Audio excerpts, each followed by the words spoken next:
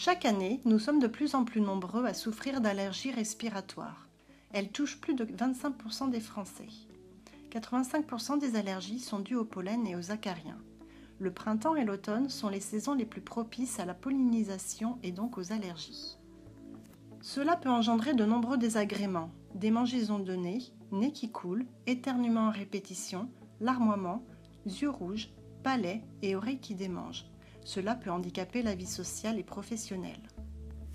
Ces désagréments résultent d'une sensibilisation anormale et d'une réaction excessive du système immunitaire envers une substance étrangère au corps nommée allergène. Les œufs de caille sont scientifiquement reconnus pour prévenir et lutter contre les maladies respiratoires, asthme et maladies allergiques. Concernant les allergies, les œufs de caille vont permettre d'inhiber la réaction allergique de l'organisme. Voyons d'un peu plus près les différentes étapes de ce mécanisme d'action. Premier contact. Les allergènes, pollen, acariens, poils d'animaux, ne présentent aucun danger pour l'être humain. Pourtant, chez certains individus, le contact avec un allergène déclenche un mécanisme de défense élaboré. On parle alors de maladie allergique. Au niveau tissulaire, l'allergène est capturé, analysé, puis les informations sur les défenses du corps à mettre en place sont transmises au lymphocyte T, puis au lymphocyte B. Réaction. Les lymphocytes B produisent des anticorps spécifiques appelés immunoglobulines de type E, IgE, qui sont destinés à lutter contre l'allergène, considéré comme un envahisseur dangereux. Ces anticorps sont adaptés à chaque allergène. On dit qu'ils sont spécifiques. Ils préparent le corps à lutter contre une nouvelle exposition aux mêmes allergènes. Préparation.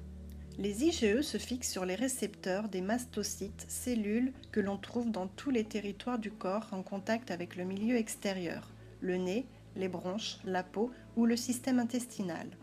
Ces cellules contiennent des agents inflammatoires tels que l'histamine qui sont stockés dans des granules. Sensibilisation. Tous ces événements se passent en silence à notre insu. Une fois les IgE fixés sur les mastocytes, le corps est prêt à réagir lors d'une deuxième rencontre avec l'allergène qu'il s'est préparé à combattre. Allergie. Lors de chaque nouvelle rencontre, l'allergène viendra s'attacher aux IgE fixés sur les mastocytes. Ceux-ci dégranuleront en libérant massivement dans les tissus différentes substances chimiques dont l'histamine, principal responsable des symptômes allergiques, par exemple au niveau du nez, écoulement nasal, éternuement, nez bouché et démangeaisons du nez. Action inhibitrice. Les ovomucoïdes et ovoinhibiteurs contenus dans l'œuf de caille ont une action inhibitrice sur les enzymes acérine prostéase qui amplifient la réaction de défense et donc les symptômes d'allergie. Leur action contribue ainsi à atténuer de manière significative les symptômes allergiques.